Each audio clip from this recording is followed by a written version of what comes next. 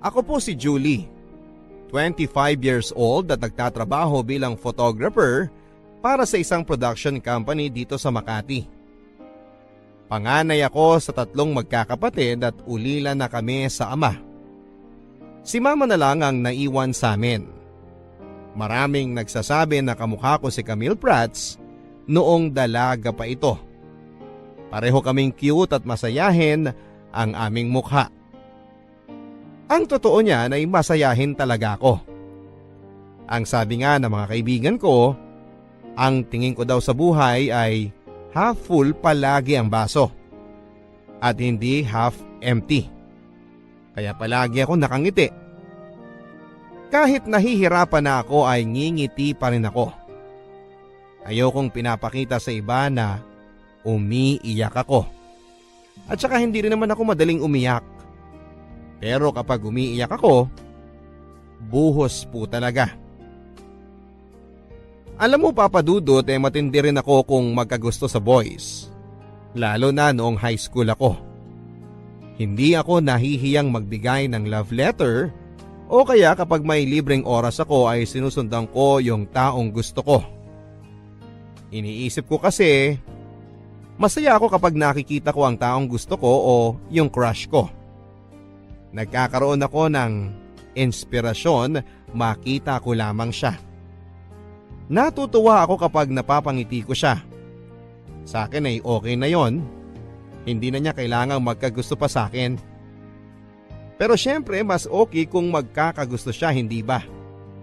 Pero okay lang kung hindi naman. Nadala ko yung mga ganitong pag-uugali hanggang sa mag-college ako. Papunta pa lang ako sa freshman orientation namin nung una kong makita si Roman. 24 lang siya noon pero nasa final year na sa law school. At dahil hindi ako inabutan ng K-12, 16 years old pa lamang ako nang pumasok na freshman sa isang malaking university sa Metro Manila. Nagkaroon ng aksidente noon sa daanan. Nagkabuhol-buhol ang traffic dahil may tumaob na van. Bumaba kami sa sinasakyan naming jeep dahil nakita naming nagkakagulo na ang mga tao. Nakita ko na may mga tao sa loob ng van na hindi pa rin makalabas. Yung iba, umiiyak. Yung iba naman ay humihingi ng saklolo. Kaya lang, lahat ng mga tao ay parang tulala. Walang makagalaw sa sobrang shock dahil sa aksidenteng nangyari. Tapos ay bigla na lang akong nakarinig ng malakas na sigaw. Hindi sigaw na parang natataranta kundi sigaw na parang naguutos. Nakita ko sa kaliwa ko ang isang lalaking nirorolyo ang mahabang sleeves ng polo niya habang nagdidikta sa mga tao kung ano ang gagawin. Siya mismo ang dumapa para kunin ang mga taong natrap sa loob ng tumaob na van. Isa-isa nilang nailigtas ang mga pasahero. Mabuti na lang at walang namatay. May mga nasugatan pero hindi naman malubha. By that time ay dumating na ang rescue team kaya nabigyan ng emergency treatment ang mga nasugatan. Nagpalakpakan ang mga tao nang mahugot ni Roman ang huling tao sa van. Doon ako unang humanga at nagkagusto sa kanya. Nung una kong nakita si Roman, Papa Dudut, ay hindi ko alam na iisa lang pala ang pinapasukan naming university. Pero dahil magkaiba kami ng kurso ay hindi ko siya nakikita.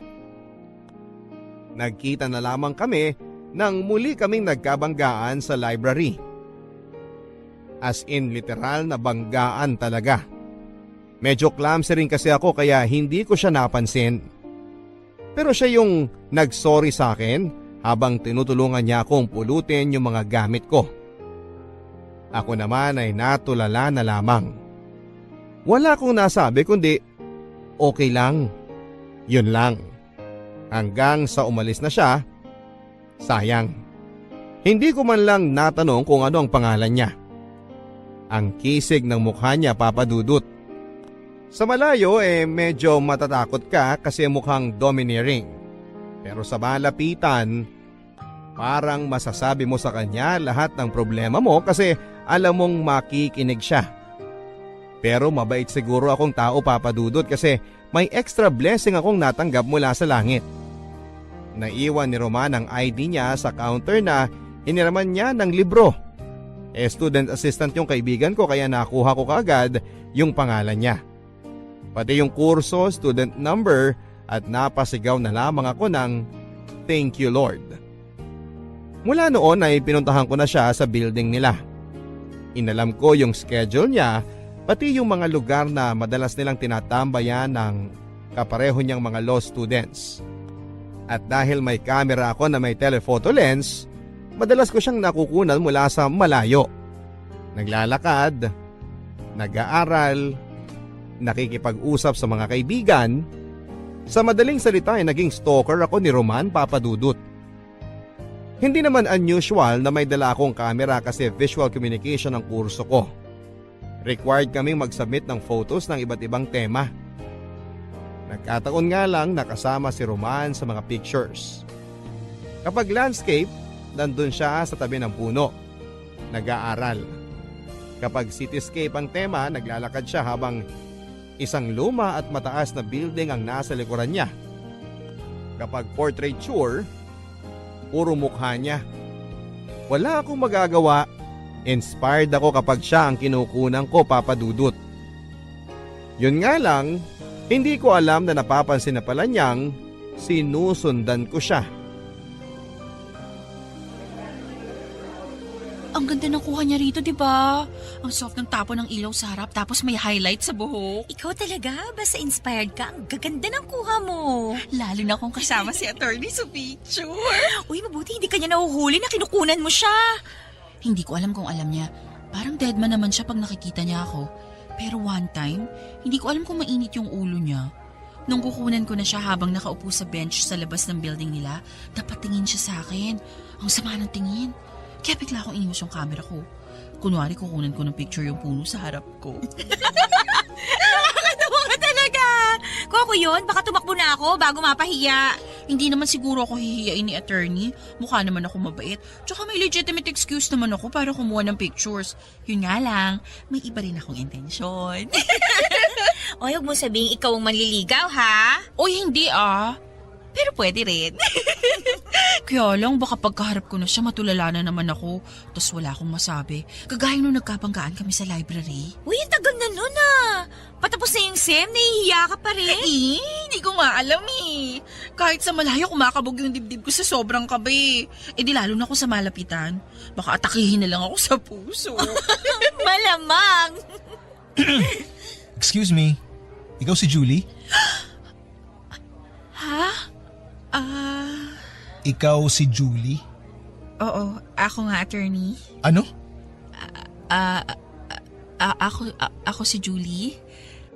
Hi! Huwag ka masyado maging friendly sa akin. Ha? Kailangan kong i-confiscate yung SD card ng camera mo. SD card ko? Bakit? I believe majority ng mga kuha mo sa SD card mo ako ang subject. At dahil hindi ka nagpaalam sa akin, pwede kong i-confiscate ang mga kuha mo. Ha? Nagkataon lang nakasama ka sa picture pero hindi naman ikaw ang main subject eh. Kahit tignan mo pa, oh. Tsaka akin to. Akong may-ari ng mga picture na kinunan ko, hindi ikaw. Alam mo, Miss Julie, I suggest huwag ka namang ipag-argue sa isang law student tungkol sa ownership rights. Pero... Ibigay mo na sa akin yan. I-delete ko na lang. Huwag mo nang kunin. Please naman oh. No. Akin na. Please. Bigay mo na. Nagsabi na naman ng please eh. Ito na nga. Thank you. Lagot, paano yung mga plates mo? Uy, nakita mo lang yung asawa mo, nabaliw ka na. Hindi. Nakita ko lang siya. Naging con artist na ako. Yung lumang SD card ko yung binigay ko sa kanya. Yun yung SD card na wala siya sa picture. Pinagpalit ko habang nagtatalo kami kanina. Ay, grabe siya oh. Siyempre naman no, pinaghirapan ko yung mga pictures na kinunan ko sa kanya. Ibibigay ko lang. Hindi no. Ay, malamang pag nakita niya yung laman ng SD card, magwawala yun. Hahantingin ka nun. Di mabuti. Next sem, siya naman ang maghahabol sa akin. Baliw! Kaya lang nang sumunod na semester ay hindi na kami nagkita pa. Huling taon at huling sem na ni Roman sa university. Pero hindi ko na siya nakita pa. Dahil nung sumunod na semester ay nagkaroon ng isang napakalungkot na pangyayari sa pamilya namin. Namatay si Papa. Devastated kaming lahat sa pagkamatay ni Papa. Lalo na kasi spoiled kaming lahat sa kanya. Mula kay mama hanggang sa bunso naming kapatid ay spoiled sa kanya. Kaya hanggang ngayon, iniingatan ko pa rin ang unang kamerang binili niya para sa akin. Masakit kasi maaga kaming iniwan ni Papa. Pero kailangan naming harapin ang reality na wala na siya. Sa pagkalibing kay Papa ay nagmeeting kami ng mga kapatid ko. Kasama si Mama. Si Papa ang breadwinner sa pamilya at nung namatay siya ay nawala na ang taong nagpo-provide ng mga pangangailangan namin. At dahil masyado pang bata ang dalawang kapatid ko, kami ni Mama ang nagtutulungan sa mga magiging gastusin namin sa pang-araw-araw. Naghanap ng mapapasukang trabaho si Mama. Pero dahil hindi naman nakatapos ng college, nahirapan siyang makakuha ng trabaho. Nang matanggap naman siya sa trabaho ay hindi naman ganong kalaki ang sweldo niya. Nasa minimum lang. Ako naman bilang panganay ay nag-decide ako na maging irregular student na lamang. Kapag may pang-tuition, saka ako mag-i-enroll. May mga semester na nagpa-file ako ng leave of absence para magtrabaho at makapag-ipon ng pang-tuition. Kaya inabot ako ng halos 7 years bago ako nakagraduate sa isang 4-year course, Papa Dudut. Sa loob ng 7 years na yon, hindi ko pa rin makalimutan si Roman. Pero dahil naging busy na ako sa pagtatrabaho at pag-aaral ay hindi ko na siya hinahanap pa. Ang sabi sa akin ni Marie, after a year pagkatapos niyang graduate ay nakapasa na to ng bar. Wala siya sa top 10 pero nasa 3% ng mga nakapasa. Yun nga lang ay hindi ko na alam kung saang legal office siya napunta. Pero noong mga panahon na yon, kahit na hindi ko siya nakikita at wala na akong balita pa sa kanya, isa pa rin siya sa mga nagbibigay sa akin ng inspirasyon at lakas para magpatuloy at lumaban sa buhay. Dahil sa kanya at dahil nakikita ko ang mga pictures niya, nagiging positive pa rin ako sa buhay ko. Kahit sumagi sa isipan ko na baka nag-asawa na siya, masaya pa rin ako at iniisip ko at least yung taong nagbigay sa akin ng saya, masaya na rin sa buhay niya. Pagka-graduate ay nahirapan akong humanap ng trabaho. Kung meron man, puro racket lang sa production. Hindi stable ang sweldo. Noong mga panahon na yon ay nag-aaral pa ang kapatid ko kaya kailangan ko ng trabahong may sweldong natatanggap kada kinsenas at 30 para matulungan sila sa pag-aaral. Nirecommend akong legal assistant ng kaibigan ko sa isang law firm. Madali naman ako natanggap kasi noong working student ako ay isa sa mga naging trabaho ko ay messenger sa isang law firm. Tumutulong din ako sa mga legal secretaries ng mga abogado nila kaya naman kahit papaano ay may alam na rin ako. Kahit para legal work ay pinapagawa na rin sa akin kapag busy ang mga tao. First day ko sa law firm ay walang masyadong tensyon. Kasi ang sabi nila, yung attorney na magiging boss ko ay naka-leave daw. After 3 days pa bago siya bumalik. Kaya habang wala siya, tumutulong muna ako sa mga ibang legal assistants ng mga trabaho nila. Gumagawa ng sec certs o yung secretary certificates. Nagpa-file ng motion for extension, nagmo-monitor ng mga email para sa schedule ng mga abogado sa korte o court hearing nila. Chill lang ako sa loob ng 3 araw. Julie! Uy! Hi, Mia! Ang aga mo ah! Siyempre, ngayon dating ng boss ko. Ngayon pa lang kami magkikita kaya magpapa-impress ako. Good luck sa'yo! Tara, sabay na tayo sa elevator. Okay. puno na. Galing kasi sa basement eh. Hindi, pwede pa. Dali, singi tayo. Okay, ayaw mo talagang malate ha? Naman! Nga pala, bakit mo sinabing good luck sa akin? Eh kasi yung natapat sa yung abogado, mahigpit. Yung mga legal assistant niya, pag nagkamali, may warning muna tapos pag naulit, hindi na pinababalik. Talaga? Sobrang higpit? Grabe! Di bale, yung mga pinagagalitan niyang legal assistants, hindi naman sumasama ang loob sa kanya. Bakit? Sobrang tanda na kaya hindi na nila inaaway? Hindi no? Sobrang gwapo kaya. Kaya imbis na magalit, naiiyak na lang sila sa panghihinayang na hindi na nila makikita ang gwapong boss nila. Ganun? Dapat pala ingat ako palagi. Mahirap nang magkamali. Bihira ang gwapong boss. Kaya lang, parang hindi babae ang gusto eh. Lalaki rin yata. Kasi 32 years old na, wala pang asawa o girlfriend. Minsan nagde-date pero walang steady na dinedate. Sayang! Kawalan sa ating mga kababaihan kung Becky pala siya. Di bale, expert ako sa gay lingo, besh. Baka pareho kami ng type na lalaki. Shh! Ingay mo. Ay, sorry.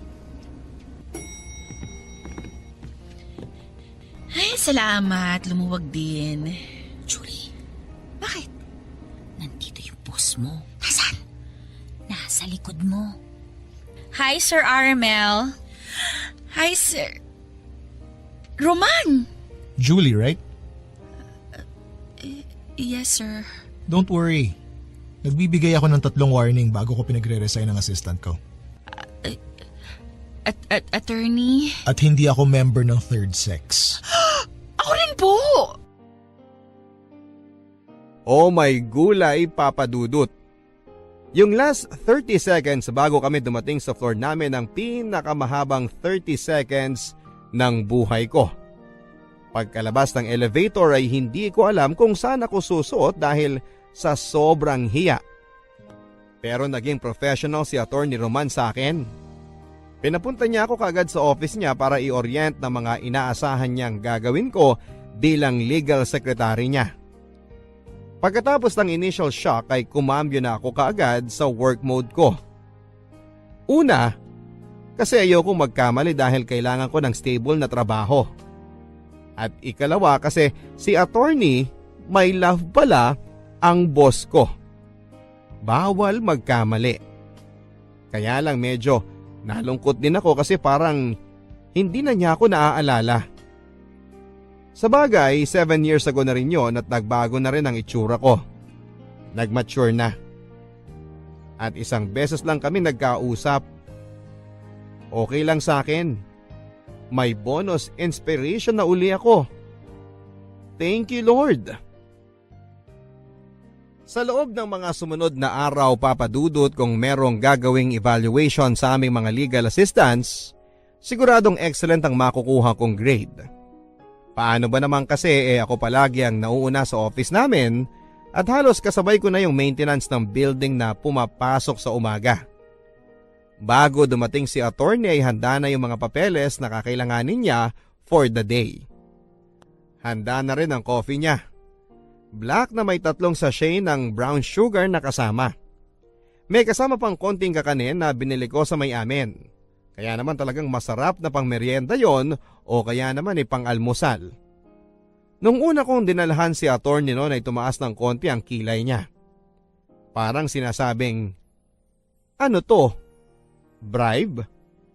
Ngumiti na lang ako at sinabing, "Hindi po, attorney. Energizer." Kinain naman niya at nagustuhan niya.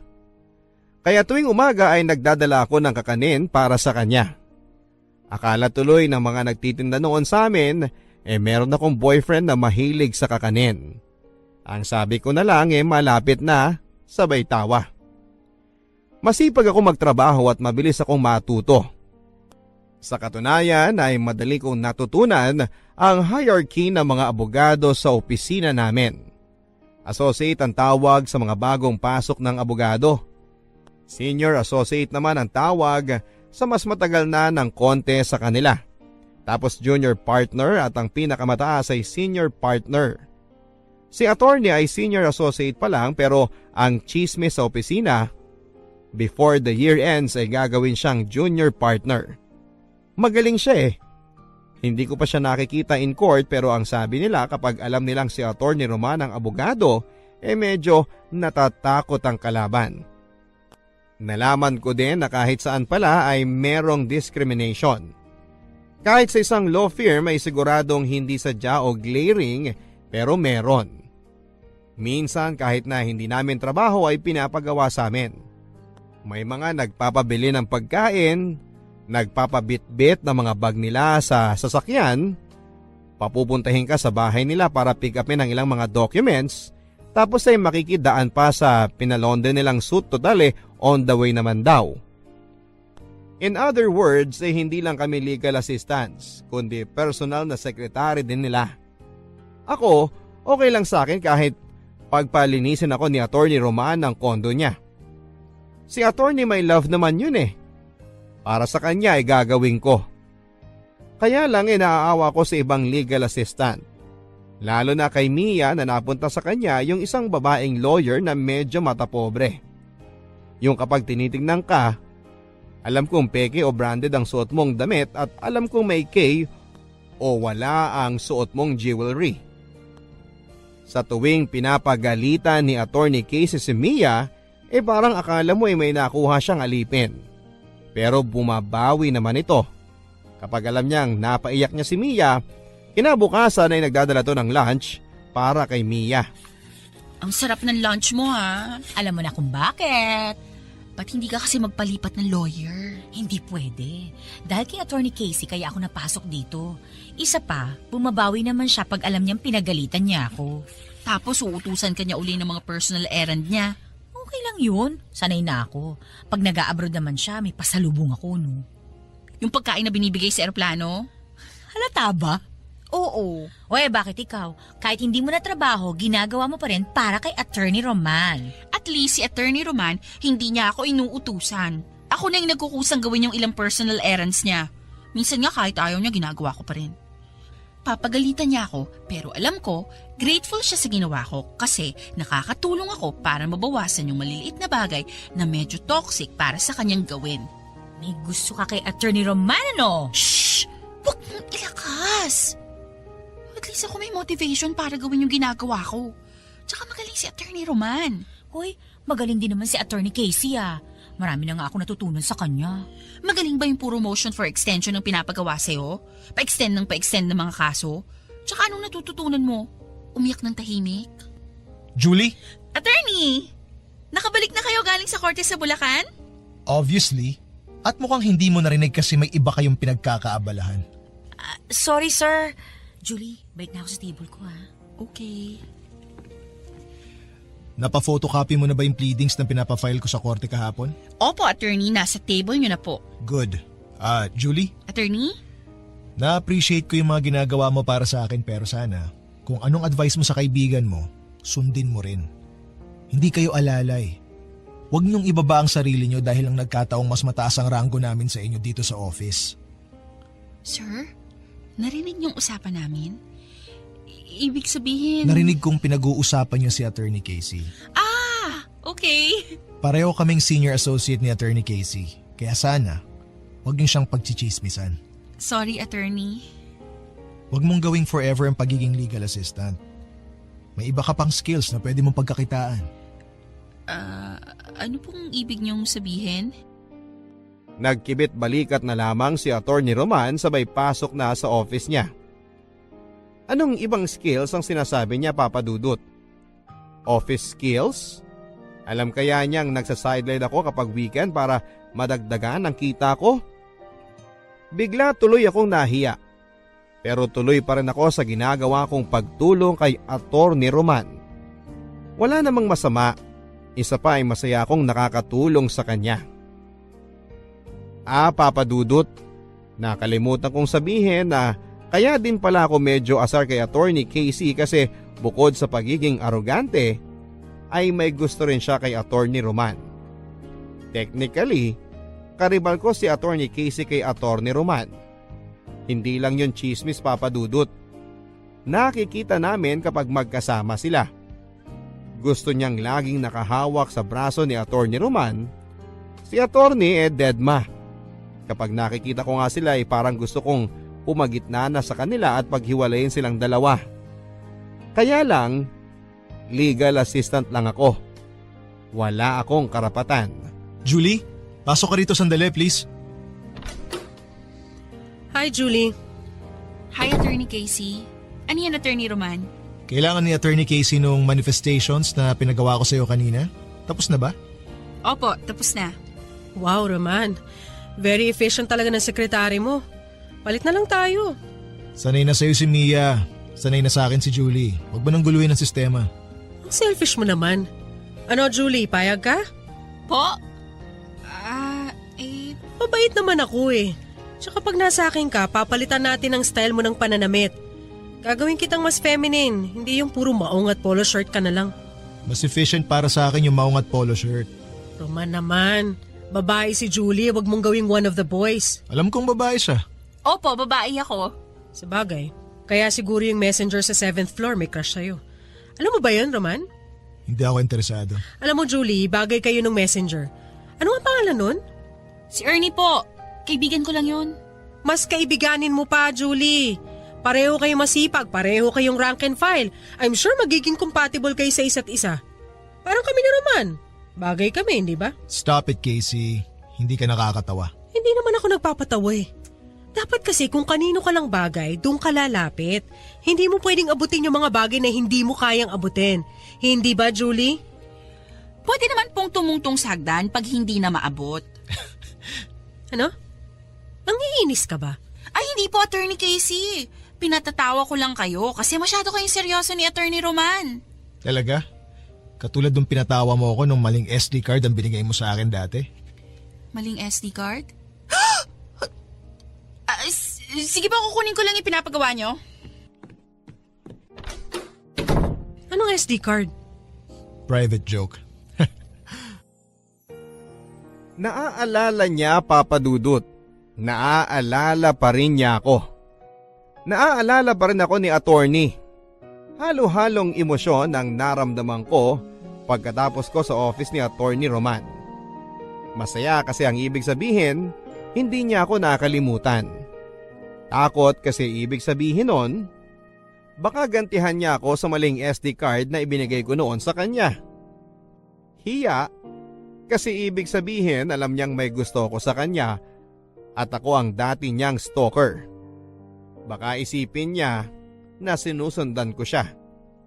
At excited kasi ang ibig sabihin baka naman kahit konti ay may future kaming dalawa o wishful thinking ko lang yon, Papa Dudut. Sana hindi.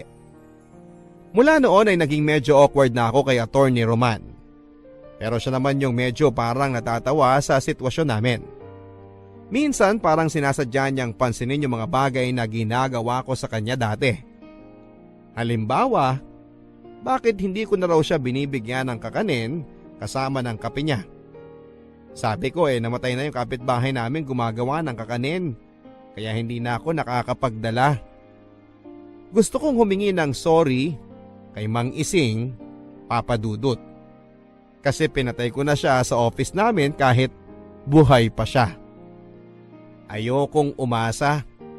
Ayokong matuwa ng husto kasi baka hindi naman magkatotoo. Okay na kasi ako noon na wala akong iniisip, kundi yung nararamdaman ko lang. Masaya na ako na secretly ay may gusto ako kay attorney. Pero ngayong alam kong alam na niya na may gusto ako sa kanya, hindi ko maiwasang hindi kabahan sa tuwing nakikita ko siya o tinatawag ang pangalan ko. At alam kong masasaktan ako ng husto kapag nagalit siya o na-disappoint siya sa akin. Mia! Napaka-inefficient mo talaga! Bakit po, Attorney Casey? Anong bakit? Nakalimutan mong i-remind sa akin yung juice ko? Hindi mo na-monitor? Naku po, sorry po, Attorney Casey. Hindi ko sinasadya. Hindi mo sinasadyang maging tanga. Ano bang silbi ng sorry mo? Siguradong mapapagalitan ako ni CSC bukas. Kakairita ka! Sorry po, Attorney. Hindi na po mauulit. Huwag ka magpapakita sa akin buong linggo, ha? Sorry po, Ma'am. Sorry po talaga. Mia! Mia!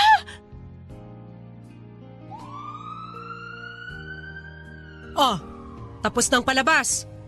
Ba't nandito pa kayo sa labas? Nagkamalay na si Mia. Pinadala ko na lang sa ospital para makasigurong hindi nabagok ang ulo niya at lalo maging inefficient. Hindi maganda yung sinabi mo, Casey. Bakit? Kasalanan ko bang hinimatay siya? Hindi ko naman siya sinaktan ah. Mahina kasi ang loob. Kaya kinakayan-kayanan niyo siya. Ano?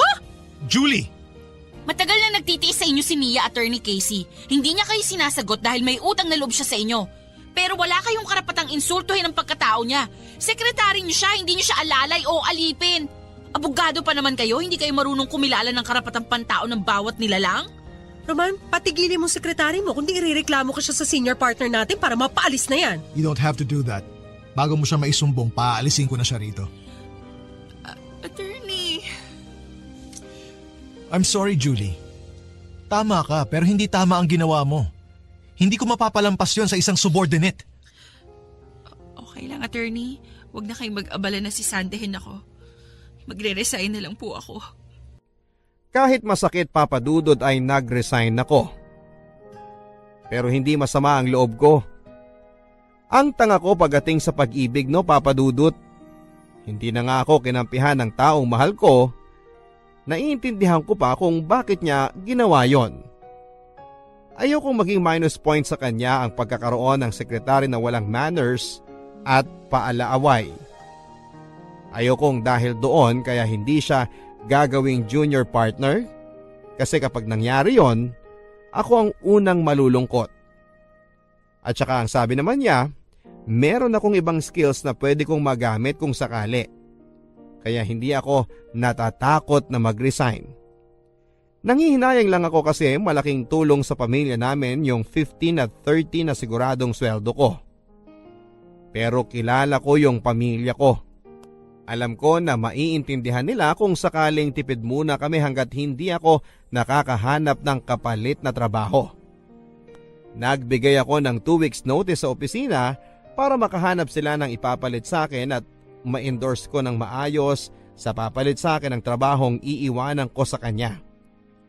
Si Attorney Roman, hindi ko alam kung galit sa akin o masama ang loob kasi masyadong formal ang trato sa akin.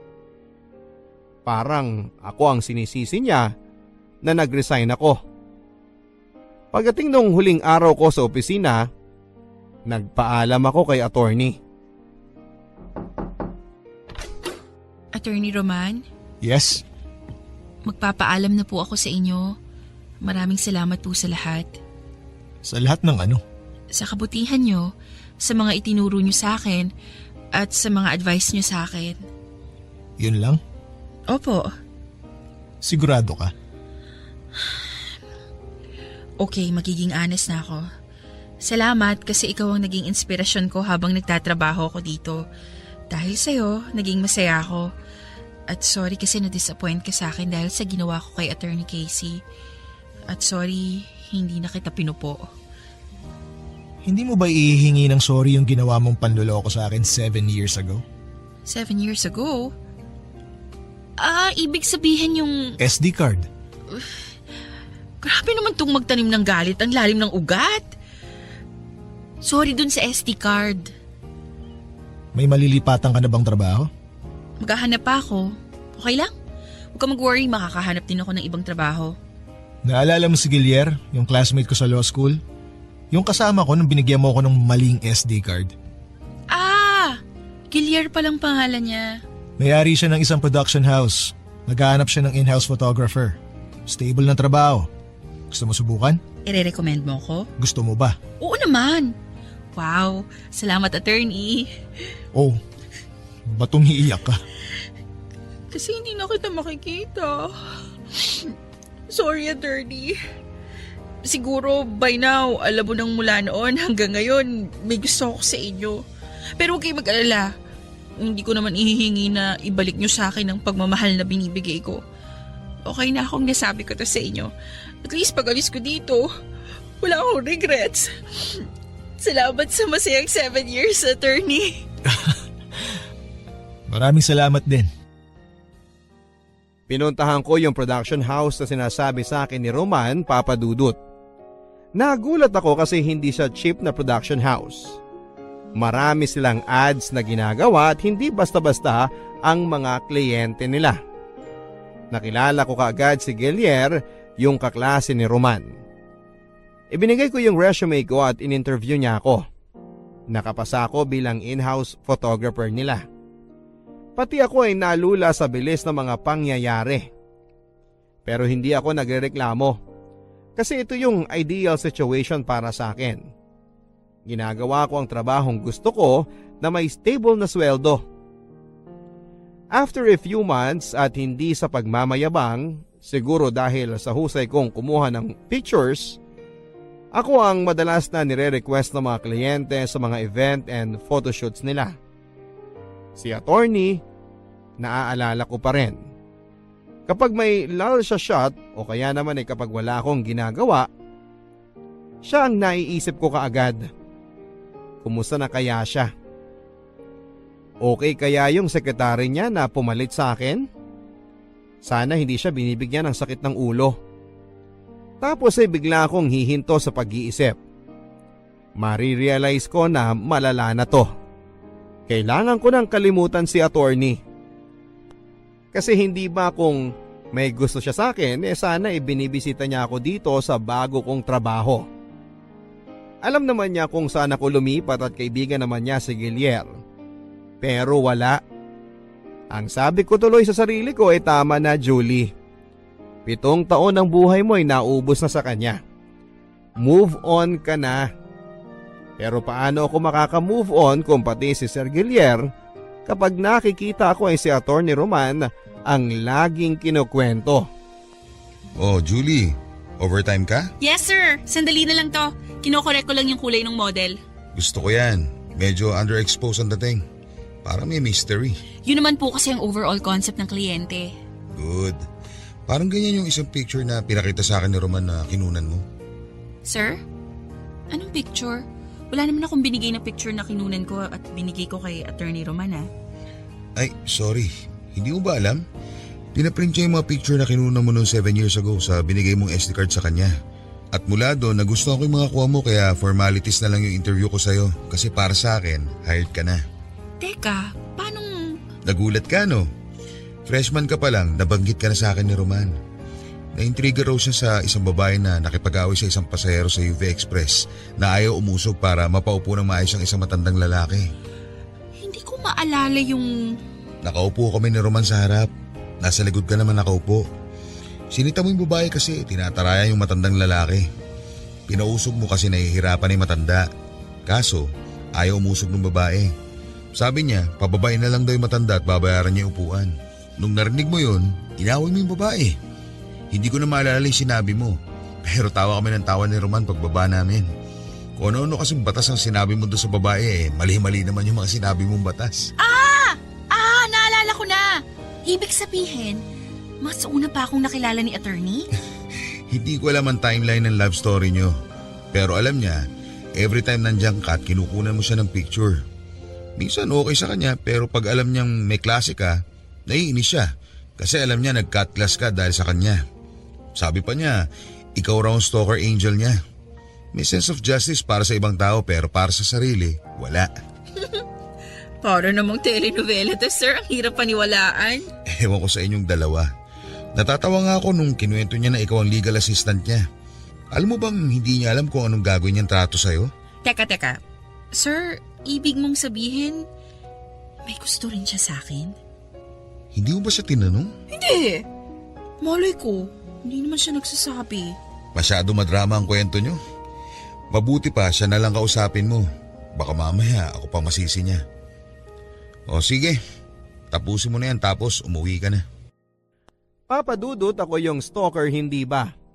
Pero sa mga sinabi ni Sir Gelier, pareho pala kaming stalker ng isa't isa. Pagkatapos ng hilaw na confession na yon, hilaw kasi hindi galing mismo kay attorney at galing sa kaibigan niya. Kaya hindi pa counted yon, hindi ba? So paano na? Hindi ko na alam ang gagawin. Paano magpa-progress ang level ng relationship namin ni attorney kung hindi niya ako tinatawagan o binibisita sa bago kong trabaho? At ako naman, nahihiyang tumawag o puntahan siya sa trabaho. Ang dali lang ng problema namin pero hindi namin masolusyonan, and in the end, naisip ko na dahil ako naman ang mas bata, ako na lang ang magpapakumbaba. Lily, pakipasok dito yung compliance na pinagawa ko sa'yo.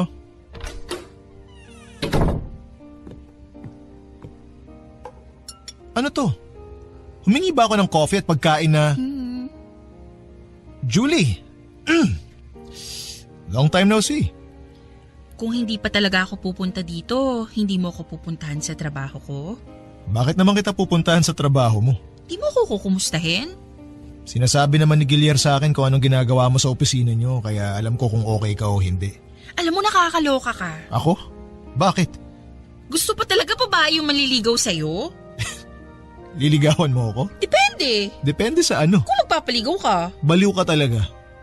Nagkwento sa'yo si Gilier ano? Marami siyang kwento sa akin. Alright, let's make this right. Ha? Paanong… Julie? Pwede ba kitang ligawan?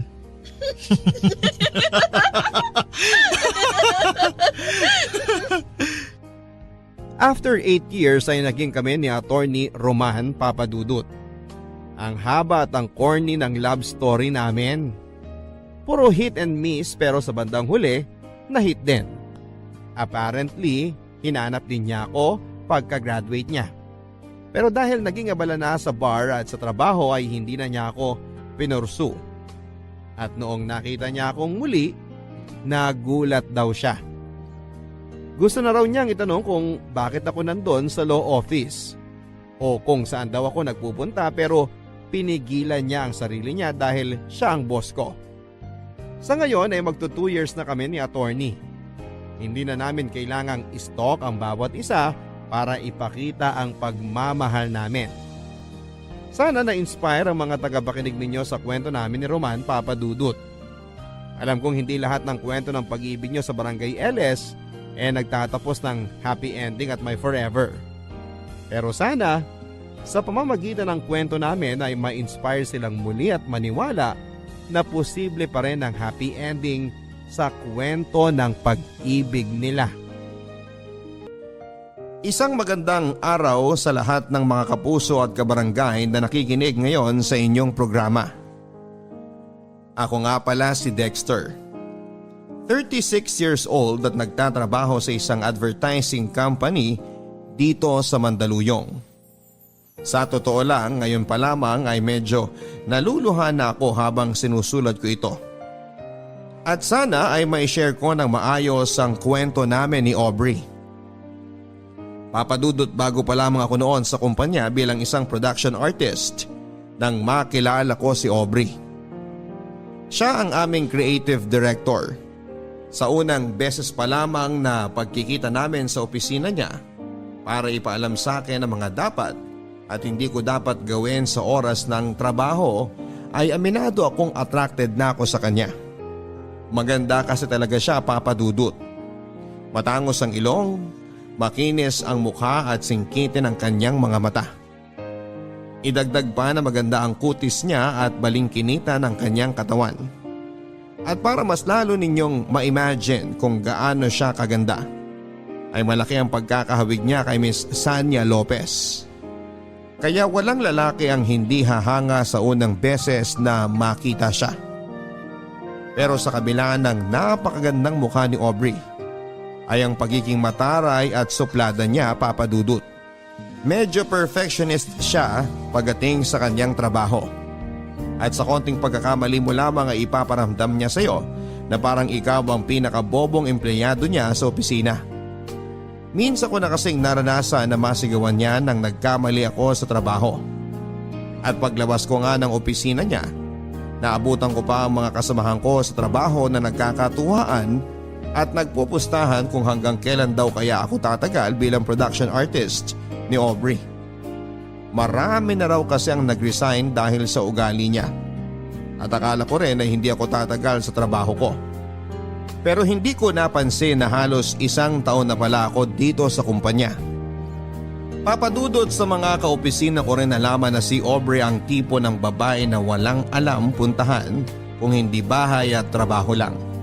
At kahit kailan daw kasi ay hindi siya sumama sa kahit na anong get together na para sa mga empleyado. Wala rin siyang kahit na sinong matatawag na kaibigan o close man lang sa opisina. Siguro nga kasi ay masyado siyang mataray. Siya yung tipo ng boss na kahit konting pagkakamali lang ng isang empleyado ay parang magugunaw na ang mundo sa galit.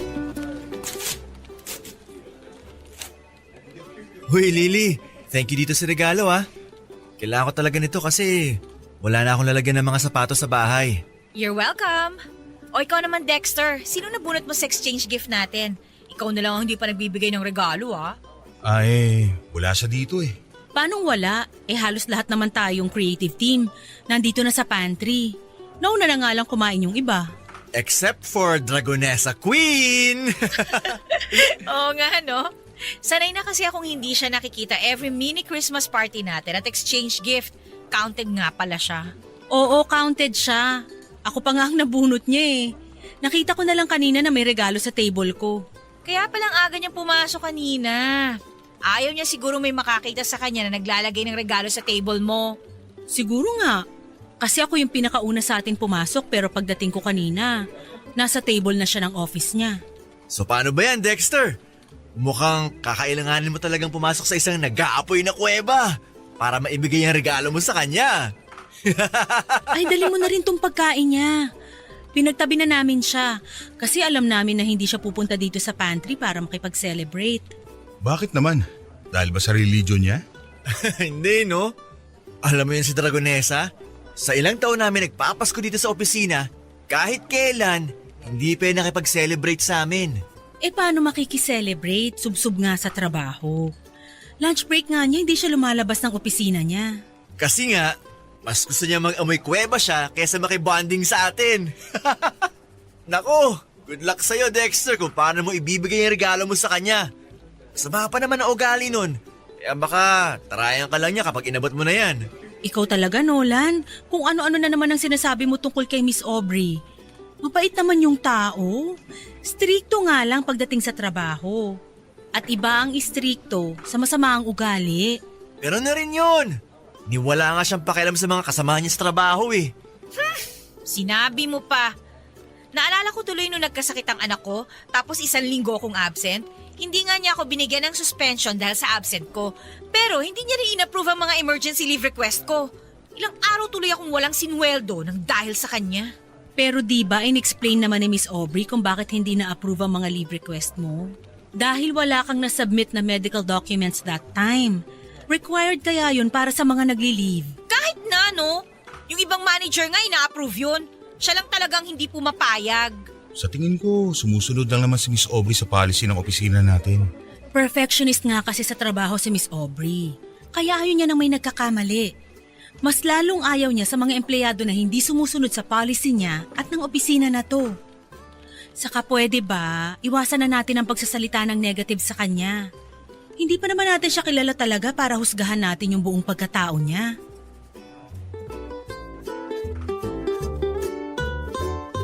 Papadudot, tama naman ang office mate ko na si Lauren sa mga sinabi niya. Istrikta si Aubrey pagdating sa trabaho pero hindi ibig sabihin noon ay masama ng ugali niya. Gusto niya lang na maayos ang mga trabaho namin sa opisina. Lahat ng malamig na pakikitungo niya sa amin at kasungitan niya ay ginagawa niya yon para mas ayusin namin ang kanya-kanyang trabaho. Isa pa ay hindi naman talaga namin siya kilala para husgahan sa kung sino talaga siya. Papadudot na tapos ang mini Christmas celebration na walang Aubrey na dumating para makijoin sa amin. Ang sabi ni Lauren ay normal na raw yon. Mas magugulat pa raw sila kapag bigla na lang sumulpot at nakikain si Aubrey. Kagaya ng dati ay nakakulong lamang siya buong maghapon sa opisina niya. Ni hindi ko siya nakitang lumabas para kumuha ng pagkain o inumin. Medyo pinoproblema ko tuloy kung paano ko ibibigay sa kanya ang regalo ko at ang ibinili na pagkain sa akin na para sa kanya. Sa totoo lang, Papadudot, ay natuwa ako ng pangalan niyang nabunot ko para sa exchange gift namin. Kahit noong una ay napapaisip na kagad ako sa kung ano kayang regalo ang ibibigay ko sa kanya at kung paano ko yon iaabot. Pero mas nangibabaw pa rin ang tuwa dahil magkakaroon ako ng dahilan para makausap siya ng hindi related sa trabaho. Sa totoo lang, para kasing ang hirap niya kasing lapitan at kausapin. Lalo na kung hindi trabaho ang pag-uusapan.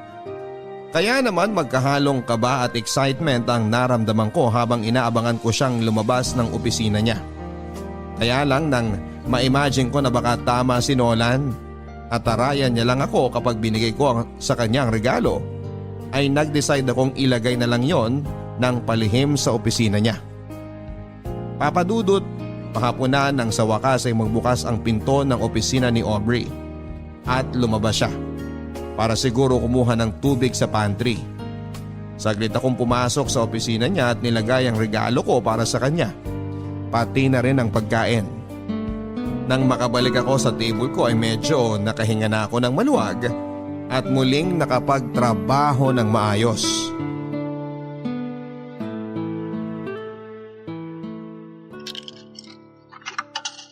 Grabe, ang lamig sa loob. Buti na lang coffee break ko na. Pakakuha nga muna ng kape.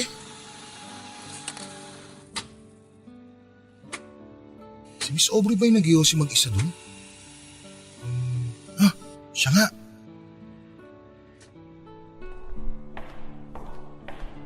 Miss Aubrey, gusto mo ng kape? Hindi, okay lang. Salamat. Ikaw, Yossi, gusto mo? Meron pa akong extra. Hindi po kasi ako nagsisigarilyo eh. Magkakape lang po talaga ako kasi sobrang lamig po doon sa loob ng opisina. Pwede ba wag mo na nga akong pinupo? Mas matanda ka pa kaysa sa akin. Okay, sige. Break time mo ba? Tapos ka na sa trabaho mo sa loob? Oo, hinihintay ko lang yung ipapasa na bagong theme sa akin ni Lauren para sa next project natin. Gagawin ko na rin kagad yung cover design mamaya para makita mo. Buti naman, para hindi tayo palagi naghahabol sa deadline. Ayoko kasi talaga na natatambakan ng trabaho. Sabi nga nila sa loob, 2 weeks ahead daw sila palagi sa deadline na binibigay ng mga client natin. Hindi ko kasi gusto na nasasanay silang pumipetiks-petiks kahit may mga bagay na dapat pang trabahuhin at tapusin. Sa bagay, mas okay naman talaga yun para hindi tayo napipressure palagi sa deadline. Salamat nga pala dun sa regalo mo. Wala yun. Saan mo pala nabili yun? Tsaka, paano mo nasigurado na wala pa akong kopya nun? Alam mo kasi, ilang taong ko nang hinahanap yung librong yun eh. Nakita ko kasi yung bookshelf mo sa office at yung collection mo ng mga libro. Pareho kasi kayo ng collection ng tita ko eh. Kaya napansin ko na parang kulang ka ng isang title ng book na yon. Talaga? Mahilig din siya magbasa ng novel? Oo, lalo na ng mga romance novel. Actually, kung mapapansin mo nga, medyo luma na yung binigay ko. Hiningi ko lang kasi yun sa kanya. Kaya dinagdagan ko na lang ng imported na tsokolate yung regalo ko sa'yo. Okay lang. Ako nga sobrang hirap na hirap talaga akong hanapin yun eh kasi laging out of stock. Ilang beses na ako nag-request sa mga bookstore pero wala pa rin. Kahit nga sa mga international online shop, hindi siya available. Buti pala yun talagang naisip kong iregalo. Sa totoo lang medyo nahirapan ako maganap na ibibigay sa'yo kasi parang halos lahat meron ka na eh. Hindi, ano ka ba? Anyway, thank you ulit doon. Na-appreciate ko yung pagiging observant mo sa loob ng opisina ko. Walang anuman. Alam mo, mag-iisang taon na ako dito sa kumpanya pero parang ngayon lang kita nakita ngumiti ng ganyan. Bagay pala talaga sa'yo. Ano bang sinasabi mo dyan? O sige na, babalik na ako sa loob. Huwag ka na magtatagal dyan ha, marami pa tayong trabaho.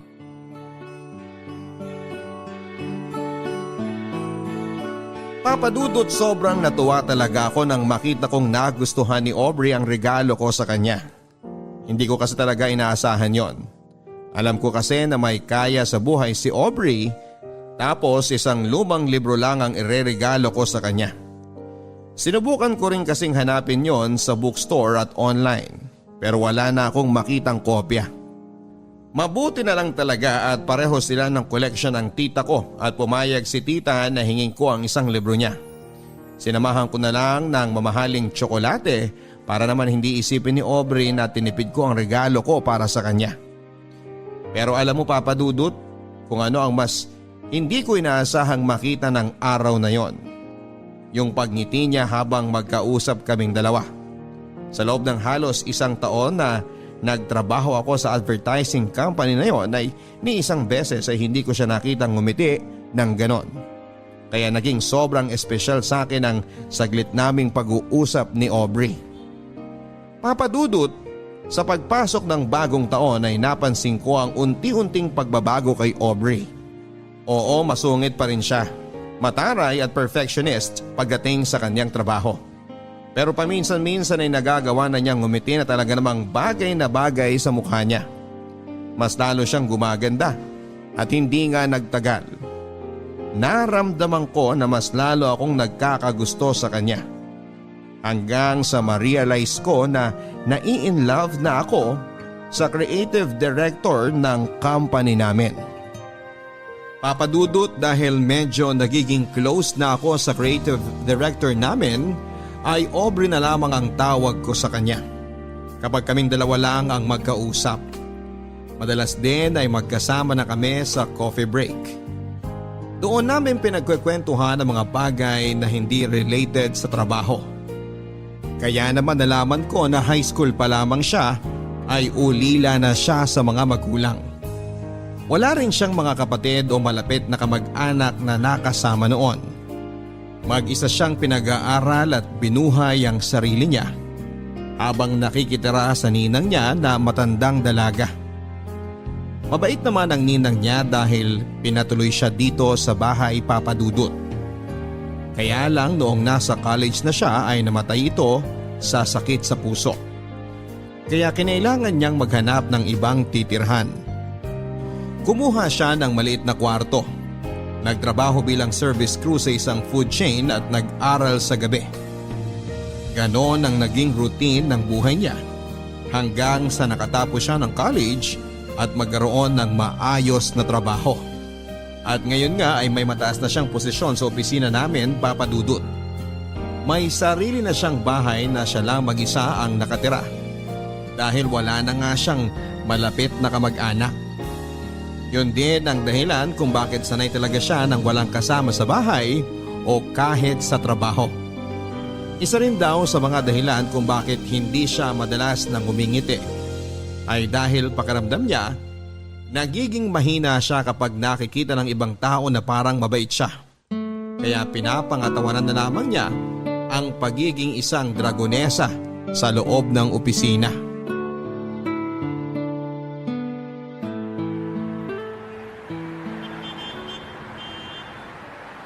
Ano ba yan? Wala pa rin tumitigil na taxi. Mukhang tama nga si Mr. Torres. Sobrang traffic na ngayon. Kaya pala siya nagmamadaling umalis pagkatapos ng dinner meeting natin kanina eh. Okay lang naman na matraffic basta may taxi. Kanina pa tayo dito hanggang ngayon wala pa rin pumapansin sa atin ng mga taxi driver. Ay, ang sakit na nga ng mga binti at paa ko dahil dito sa sapatos ko eh. Ganito na lang. Isang jeep lang yung bahay ng tita ko mula dito. Gusto mo, magpalipas muna tayo ng oras doon? Actually, reunion kasi namin ngayon. Ako lang yung absent sa aming magpipinsan. Ha? Bakit hindi mo sinabi na may kailangan ka palang puntahan? Sana ako na lang ang nakipag-meet kay Mr. Torres kanina. Okay lang. Ayoko naman na mag-isa ka lang humarap sa kanya kaya nagpumilit na rin ako sumama. Saka, maaga ako nagsabi sa kanila na hindi mo na ako makakapunta. Nandun naman yung parents at kapatid ko eh. Kung ganyan na may mga personal ka na lakad, pwede naman magsabi ka para hindi na kita naaabala. Hindi naman kasi ikaw ang dapat nakasama ko ngayon pero nag-extend ka pa ng oras para sa meeting na to. Ay, konti na lang talaga. Ipapasa ko na sa iyo ang korona ng pagiging overtime queen ko sa opisina. Wala pa rin namang tatalo sa'yo. Saka sabi mo nga diba, dapat tinatapos muna ang trabaho bago pumetics. Pero hindi na nga to parte ng trabaho mo at dapat kanina ka pa nakauwi. Trabaho ko na to tsaka ni Nolan. Bakit kasi ngayon pa siya umabsent kung kailan may meeting kami? If I know may hangover lang siya, how irresponsible. Oh, kumukunot na naman yung noo mo. Tama na nga yan. Pagsasamahin mo pa ang bad trip mo sa kanya at dito sa traffic ngayon. Pero ayun nga, gusto mo bang sumama muna sa bahay ng tita ko ngayon? Malapit lang yun, promise. Ay, hindi na. Okay lang ako dito. Pumunta ka na doon. Dito na lang ako para maghintay ng taxi. Ano ka ba? Hindi naman kita pwedeng iwan dito na mag-isa. Isang jeep lang ang papunta doon sa kanila, kaya doon na lang tayo magpalipas ng rush hour. Hindi ba nakakahiya? Mababait ang mga pinsan ko. Saka nandun din naman ang parents ko eh. Pati yung makulit kong kapatid, sigurado makakasundo mo yun. Dati pa nga kita kinukwento sa kanila eh. Teka, ano namang kinukwento mo sa kanila tungkol sa akin? Na ano, boss kita. Saka At saka ano pa? na maganda ka. Sobrang ganda. Ha? Ano yun? Bakit bumubulong ka dyan, Dexter? Wala. Tara na. Punta muna tayo sa tita ko. Tignan mo, walang galaw ng mga sasakyan. Mahihirapan lang talaga tayo kumuha ng taxi ng ganitong oras. Kaya nga mauna ka na lang na umalis. Pumunta ka na dun sa reunion ng family mo.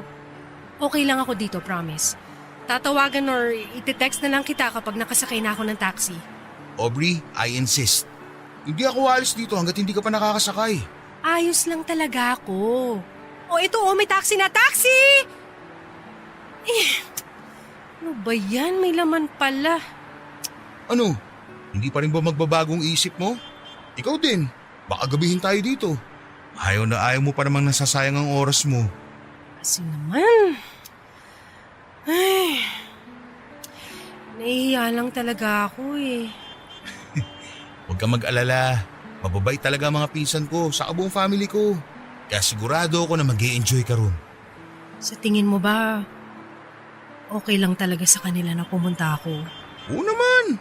Sabi ko nga diba, matagal ka na nilang gustong makilala ng personal. Saka akong bahala sa'yo kung sakaling gabihin man tayo. Ihatid kita pa uwi. Kaya tara na. Ako na magdadala nitong bag mo.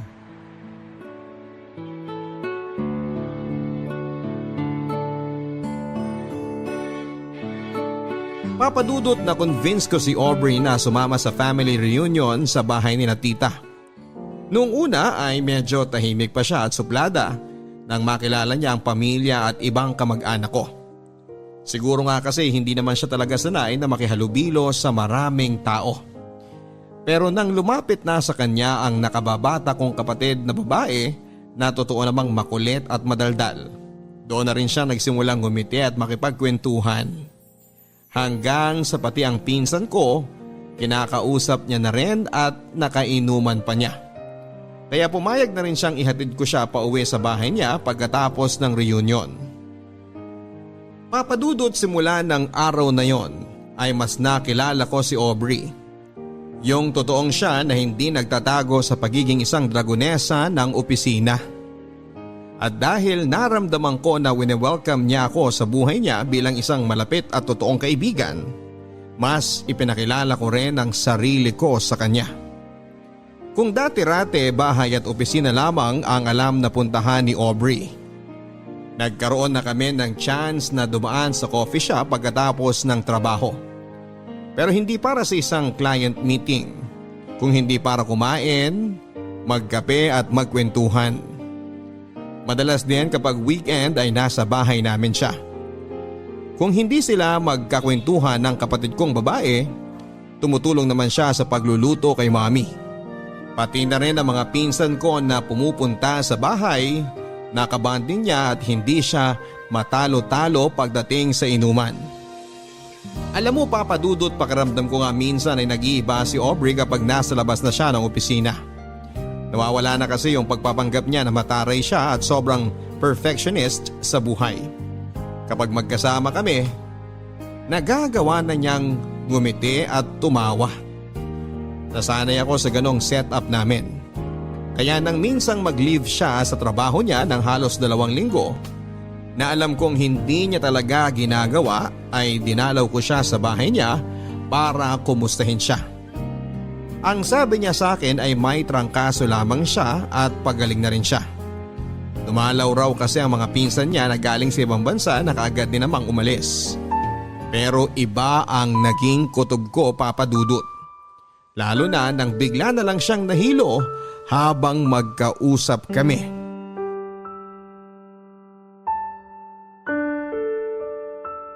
May hindi ka ba sinasabi sa akin, Aubrey?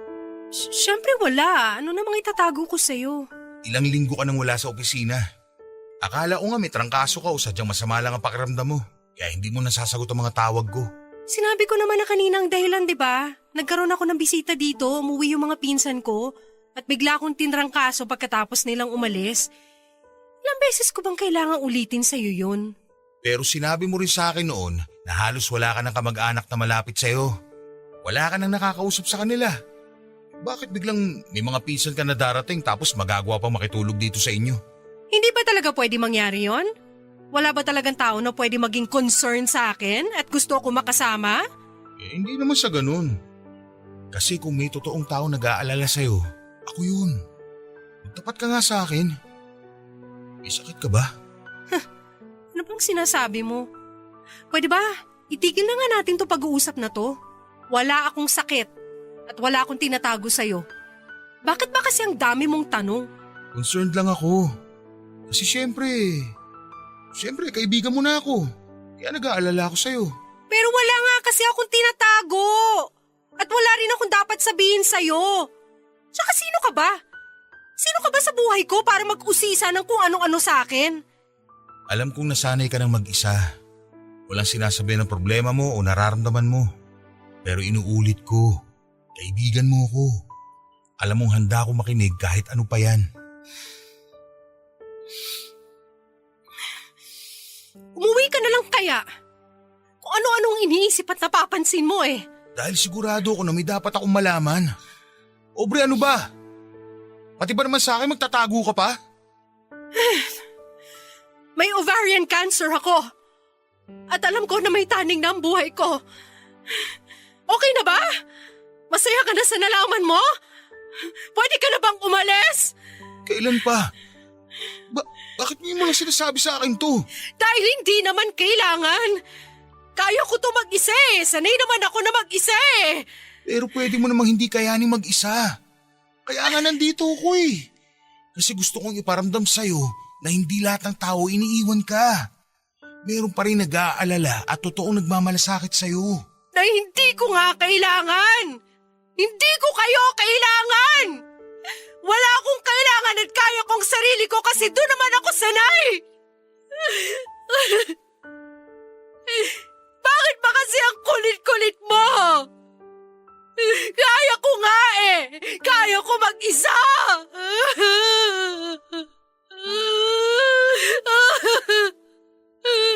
Kaya ko.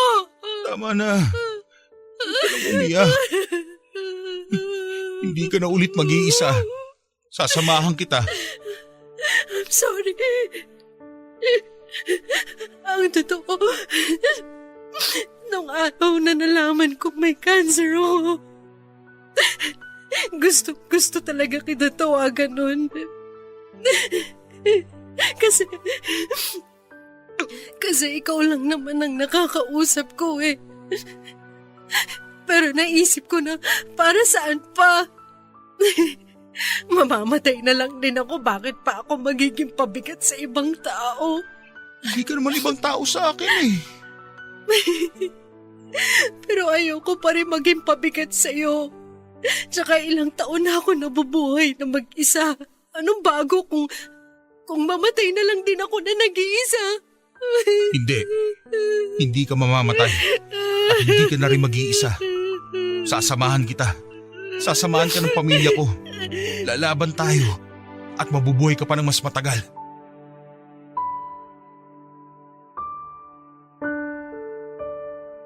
Sobra akong nasaktan nang malaman ko ang tungkol sa stage 2 ovarian cancer ni Aubrey Papadudut. Alam ko namang wala namang kaming relasyon ni Aubrey. Pero sobrang espesyal niya na kasi para sa akin. Siguro sa iba, lalo na sa mga kaopisina ko, ay para siyang isang dragon na palaging nag-aapoy sa galit. Pero para sa akin kasi ay hindi nila nakita kung paano umamo at maging malambing ang isang dragon. Sa kabila ng pagiging perfectionist niyang boss, ay may tinatago siyang kabaitan na hindi niya ipinapakita sa lahat. Madalas siyang nagpapabili ng pagkain na para sa mga kaopisina ko kahit na hindi siya nakikihalubilo o kumakain na kasama namin. Nagpapabot din siya ng cake o regalo sa kung sino man ang may birthday. At kahit na hindi ko siya kadugo ay tinuring niya na halos na totoong magulang sina mami at daddy. Pati na rin ang kapatid ko na sobrang sabik na magkaroon ng ate. Naging parte siya ng pamilya ko hindi lang dahil sa tinanggap niya kami, kung hindi dahil kami mismo ang may gusto na maging parte siya ng pamilya namin. Kaya nang nalaman ko ang tungkol sa sakit niya, gustong gusto ko nang humagulhol pero pinilit kong pigilan. Dahil ayokong panghinaan siya lalo ng loob. Ako lang kasi ang pwede niyang kapitan at kuhanan ng lakas. Kaya kailangan kong magpakatatag sa harap niya. Kahit ako man ay pinanghihinaan na kaagad. Ang naisip ko kasi noon ay bakit si Aubrey pa. Hindi naman sa hinihiling ko na sana ibang tao na lamang ang magkasakit pero napakabata pa kasi niya para danasin ang ganong klase ng hirap ng nag-iisa. Papadudot kagaya ng pinangako ko kay Aubrey ay hindi ko na ulit siya iniwan ng nag-iisa. Hindi ko sinabi sa opisina ang tungkol sa totoong dahilan ng pagpa-file niya ng extension para sa leave niya. Pero alam ko naman na hindi magtatagal ay malalaman nila ang tungkol sa sakit ni Aubrey. Ayaw din kasi ni Aubrey nang kinakaawaan siya ng ibang tao. Mas gusto pa nga niya yung may ines na nararamdaman sa kanya. Nasanay na rin kasi siya sa ganon. Nag-iisa, walang kaibigan, pamilya o karamay. Kaya gusto niyang ipakita sa ibang tao na matigas siya at kaya niyang mag-isa. Kahit ang katotohanan ay hinang-hina na siya at kailangan na niya ng kasama. Papadudot, mula nga ng araw na nalaman ko ang tungkol sa sakit niya, ay madalas na akong pumupunta sa bahay niya. Palagi niya rin akong kasama sa mga check-up hanggang sa therapy niya. Nung una ay palagi niyang sinasabi na kaya niya at hindi niya kailangan ng tulong ko o ng kahit na sino. Pero syempre hindi ako papayag sa pagkakataon na ito na kayanin pa niyang mag-isa. Gusto kong iparamdam sa kanya na may kaibigan na siya sa katauhan ko at pamilya na rin niya ang pamilya ko. Hindi ko alam kung gaano ko pa siya katagal na makakasama at ayokong isipin na malapit nang magwakas ang buhay niya. Naniniwala at nananalig pa rin ako na gagaling si Aubrey.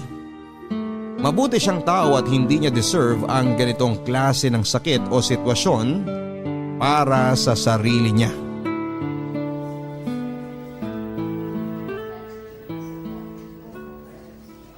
Aubrey, sandali na lang to. 3 pasyente na lang at maasikaso na tayo ng nurse. Mabuti naman kung ganon.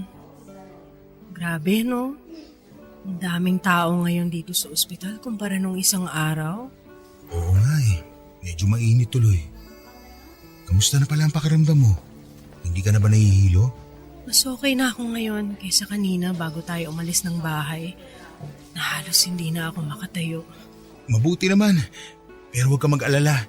Kapag naasikaso na tayo ng nurse, makakakuha na tayo ng kwarto mo dito sa ospital. Ako na lang ang babalik sa bahay mo mamayang hapon para kunin ang iba mo pang gamit. Pwede naman kasing sa bahay na lang ako eh. Aubrey, kapag nag-start na ang therapy mo, hindi naman pwedeng napapagod ka sa biyahe. Kaya ayos na rin to. Hindi naman ako napapagod. Hindi ko lang talaga maiwasan ng mahilo paminsan-minsan. Ang totoo nga niyan, ikaw ang iniisip ko. Bakit naman ako? Lakas-lakas ko.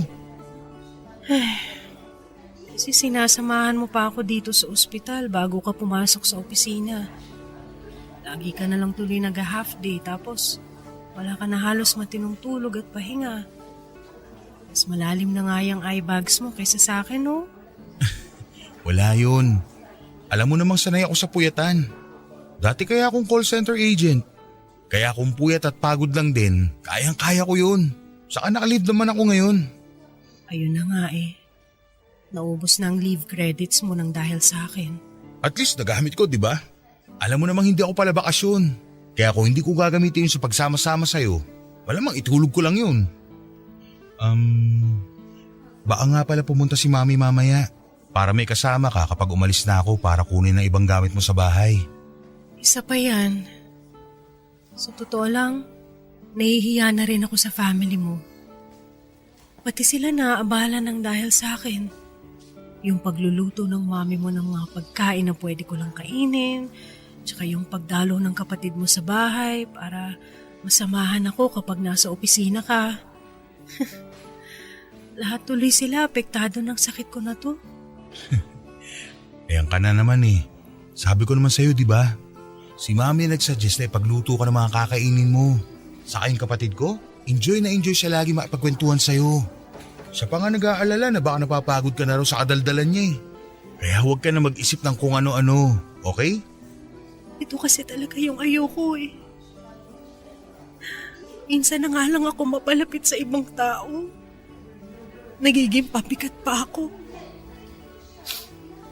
Kaya nga pinipilit ko na lang na ilayo ang sarili ko kasi ayokong dumating ang araw na... Shh! Tama na, Aubrey. Hindi ka na iba sa pamilya ko.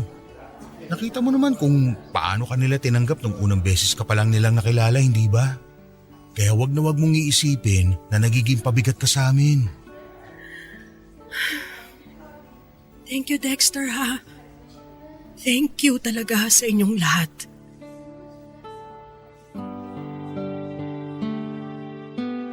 Papadudot dahil nga sa naubos na ang leave credits ko sa opisina, ay madalas nang hindi nababayaran ang mga araw na hindi ako pumapasok.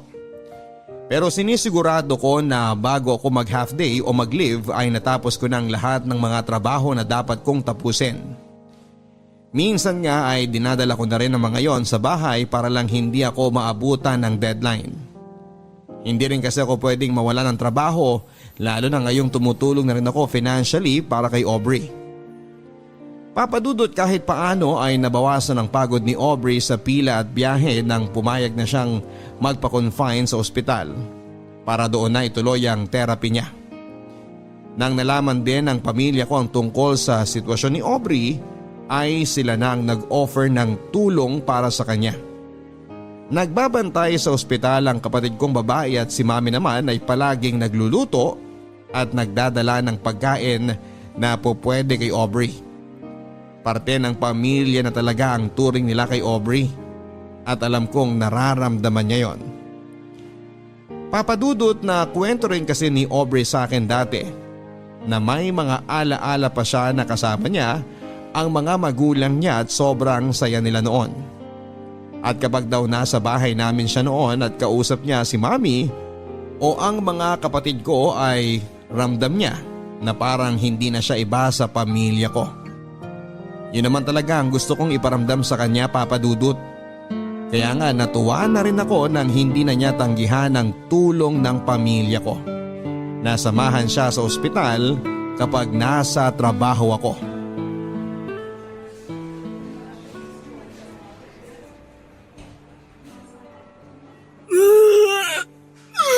Sige, ilabas mo lang lahat yan.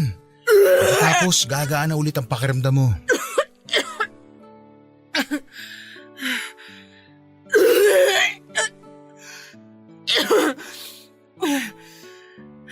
Ano? Okay ka na ba? Okay na bang pakiramdam mo? Medyo okay na. Sandali lang ha. Lilinisin ko lang to.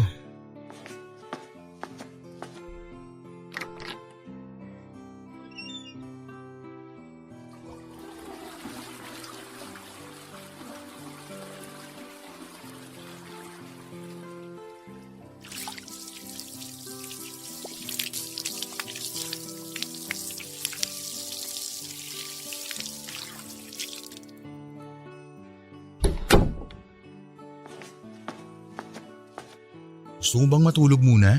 Hindi. Ayoko. Para kasing wala na akong ibang ginawa kundi matulog ng matulog. Yun naman kasi ang kailangan ng katawan mo. Pahinga. Nakakapagod din pala magpahinga. Lalo na kapag paulit-ulit. Ang sabihin mo, naninibago ka lang kasi sobrang workaholic mo. Nanggaling nga pala sila mami dito kanina habang tulog ka. Dinalhan ka nila ng prutas. Talaga? Tatawagan ko na lang siguro sila mamaya para makapagpasalamat ako. Oo, siguradong matutuwa sila kapag narinig nila ang boses mo. May gusto ko bang kainin? Ipagbalat kita ng orange o mas gusto mo mansanas? Kahit yung orange na lang. Sige. Si tita nga pala dapat dadalaw din ng isang araw. Kaya lang nagkasakit si Lola kaya hindi natuloy. Pero lagi niyang sinasabing namimiss ka na raw niya. Yung mga pinsan ko naman nangungulit kung kailan ka raw ba ulit nila makakainuman. Ang sabi ko, magpalakas muna sila ng atay para matalo ka nila. Tapos Gusto ko nang umuwi. Hindi pa pwede, Aubrey. Kaya ko namang bumiyahe pa uwi pagkatapos ng chemotherapy. Pero mas mapapagod ka kapag nag-uwian tayo sa bahay mo. Nakaya ko naman dati, di ba? Mas maaalagaan ka ng mga nurse dito. Kaya kong alagaan ang sarili ko sa bahay. Alam ko naman na kung ano mga dapat kong gawin at hindi ko rin ginagawa ang lahat ng mga bawal. Ayoko lang talaga na magstay pa dito sa ospital. Ayoko na sa kwarto na to. Gusto mo ba ng bagong movies? O bagong books para malibang-libang ka? Pwede ko rin naman sabihan ng kapatid ko na kapag wala siyang pasok, dito na muna siya ulit. Pero baka ikaw naman ang mapagod sa kadaldalan niya. Hindi naman ako naiinip. Hindi rin ako nalulungkot. Pakiramdam ko lang talaga. Kung magtatagal pa ako dito sa kwarto, lalo akong manghihina. Ilang session na lang naman tayo dito. Tapos makakauwi na tayo. Please, Dexter. Gusto ko na talagang umuwi. Ayoko na dito. Ayoko na ng amoy ospital, ng pagkain nila, na maramdaman na may sakit ako. Pero Aubrey, Sa bahay kasi kahit paano nakakakilos pa ako ng normal. Nararamdaman ko na wala akong nilalabanan na sakit. Kakayanin ko. Basta umuwi na tayo. Gusto ko nang umuwi. Ayoko na dito sa ospital. Ayoko nang maramdaman ng paulit-ulit na may sakit ako.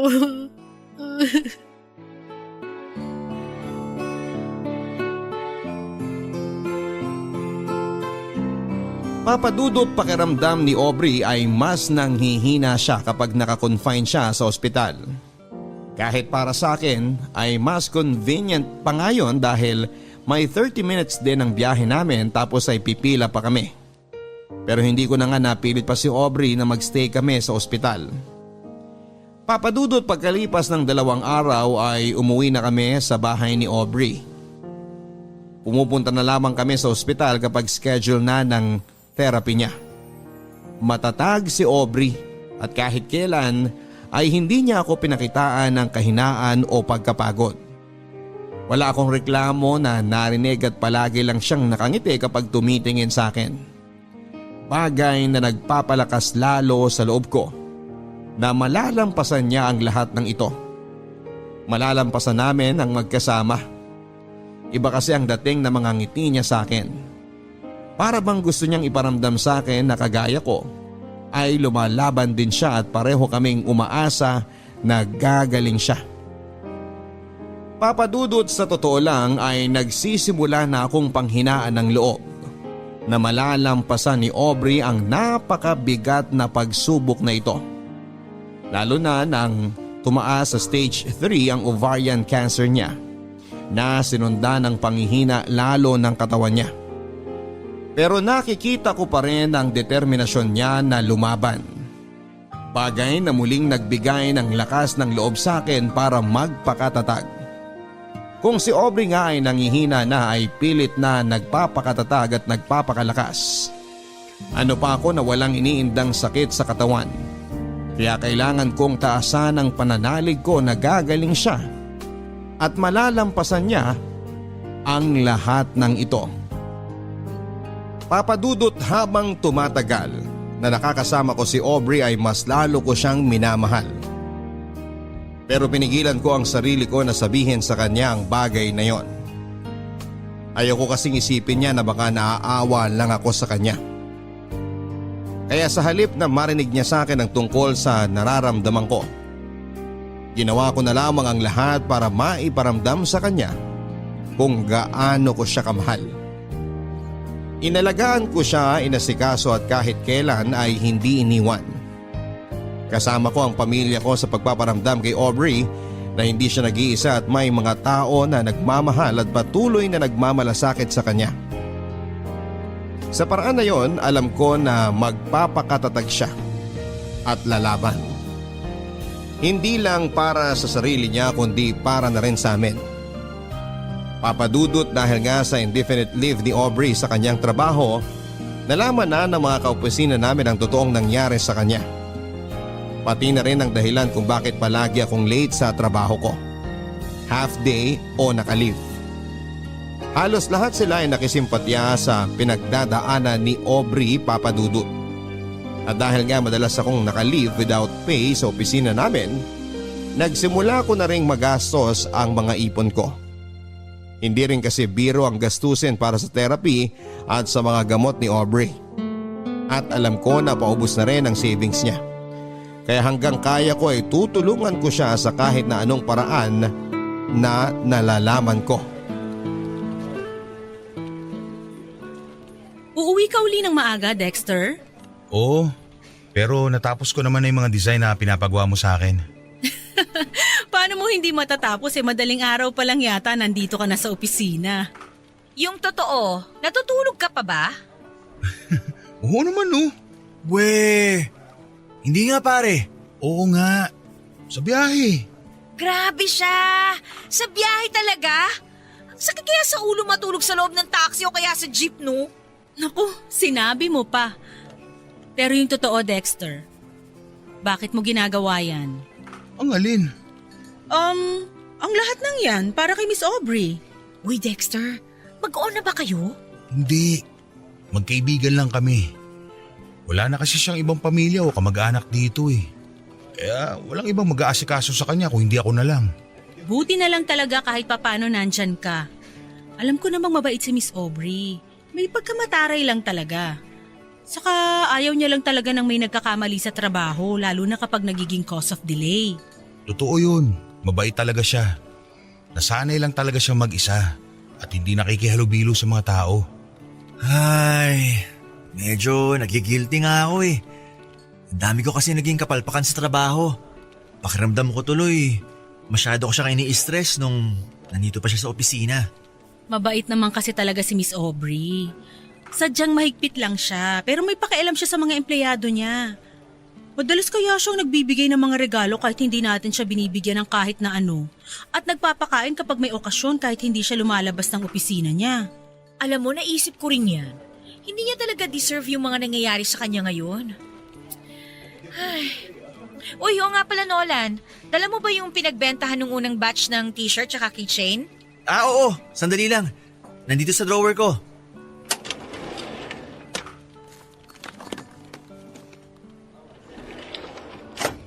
O pare, tanggapin mo to. Oh, para saan tong sobre ng pera?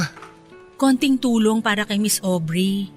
Nitong mga nakaraang buwan kasi, nag-isip kami kung paano kami makakatulong sa kanya. Sa inyong dalawa. At itong naisip naming paraan. Gumawa kami kasi ng fundraising dito sa office. Nagpagawa tsaka nagbenta kami ng mga t-shirt at tsaka keychains. Alam namin na medyo maliit na halaga pa lang yan kumpara sa gastusin niya ngayon. Pero sana makatulong. Malaking tulong na to para sa kanya. Yung pag-aalala niyo pa lang sa kanya at paggawa ng mga ganitong bagay. Sobra-sobra na kayong pasasalamatan ni Aubrey kapag nalaman niya to. Basta pare, kung may iba pa kayong kailangan ni Miss Aubrey na pwede namin maitulong, magsabi ka lang ha. Palaging kasama si Miss Aubrey sa mga dasal namin. Naniniwala kami na malalampasan niya ang lahat ng to. Salamat talaga sa inyo ah. Sobrang laking tulong nitong ginagawa niyo para sa kanya. Para lalong mapalakas ang loob niya. Huwag kayong mag-alala. Makakarating ang lahat ng tulong at mensahe niyo para kay Aubrey. Papadudot, hindi ko inaasahan ang ginawang pag-abot ng tulong ng mga kaopisina ko kay Aubrey. Alam ko naman na nagiging usap-usapan na si Aubrey sa trabaho dahil sa sakit niya. Pero hindi ko alam na gumawa na pala sila ng paraan para makatulong. Akala ko kasi ay wala talaga silang pakialam kay Aubrey. Dahil sa paniniwala nga ng mga ito na masama ang ugali niya. Pero heto sila at nagkaisa na gumawa ng fundraising para makapagbigay ng financial support. Papadudot nang sabihin ko kay Aubrey ang tungkol sa tulong na inabot ng mga kaopisina namin at patuloy na pagbebenta ng mga ito ng t-shirt at keychain para makalikom pa ng pera, ay hindi na niya napigilan ang sarili niya na maiyak.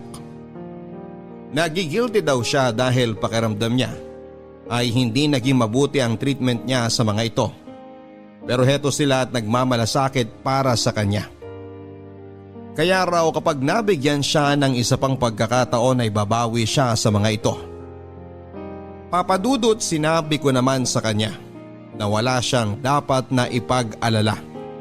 Dahil naiintindihan ng mga kaopisina namin na ginawa niya lang ang tama pagdating sa trabaho. At alam ng mga ito kung gaano siya kabuting tao.